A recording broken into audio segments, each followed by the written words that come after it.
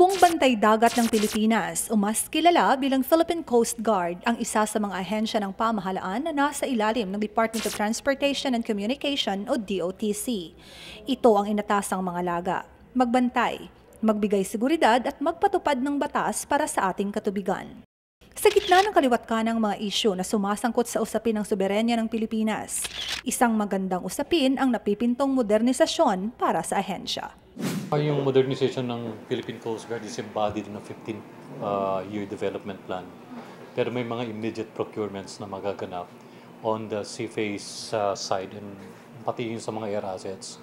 May ongoing build-up ng mga personnel and at the same time may mga bases na pinaplano.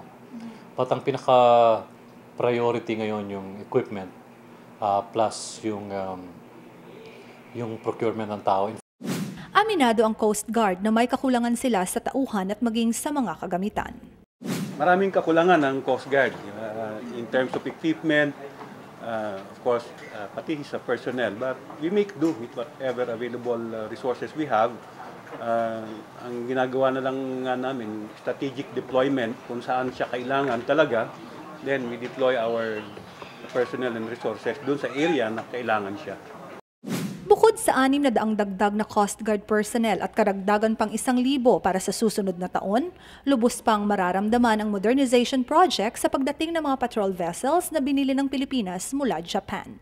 Tinatayang may 300 travel boats at 200 aluminum hull boats ang ibinigay upang gamitin ng lahat ng mga Coast Guard detachment stations sa buong Pilipinas. Hindi naman itinago ng Coast Guard na may kalumaan na ang kanilang air assets, lalo na ang mga ginagamit na helicopters at 10-seater Islander plane.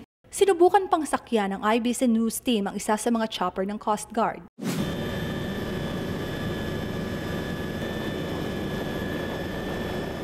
Bagamat mararamdaman mo ang katiyakan sa seguridad dahil magagaling ang mga piloto, hindi maiiwasang makita ang kakulangan nito. Kung matuloy yung modernization for the Philippine Coast Guard, syempre madadagdagan ng capabilities ng Coast Guard Air Group. Hopefully with the new type helicopters and aircraft that the Coast Guard Air Group will be receiving, mas maganda yung capabilities na maipapakita namin sa taong bayan.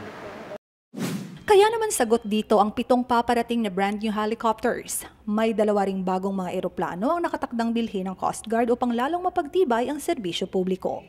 Nasa mahigit 100% ang itinaas sa pondong inilaan para sa Philippine Coast Guard.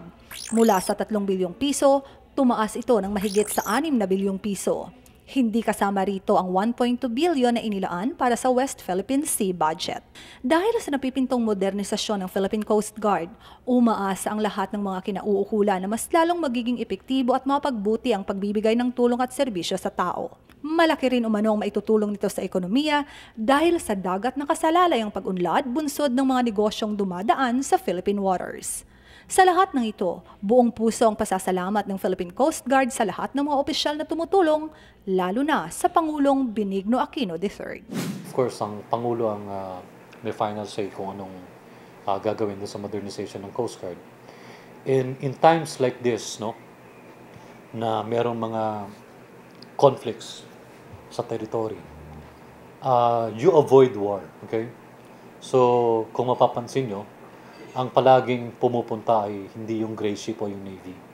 And that is of course to avoid yung conflict between 2 warships. Asahan na umano na sa loob ng 15 taon ay ganap ng modernisado ang Philippine Coast Guard. Isang gradual modernization kasi ang ginagawa ngayon kung saan nakabase sa pondo ng pamahalaan at maging sa takbo ng ekonomiya ang magiging hakbangin ng pagbabago at nakadepende rin umano ito sa kooperasyong ibibigay ng ibang bansa sa Pilipinas.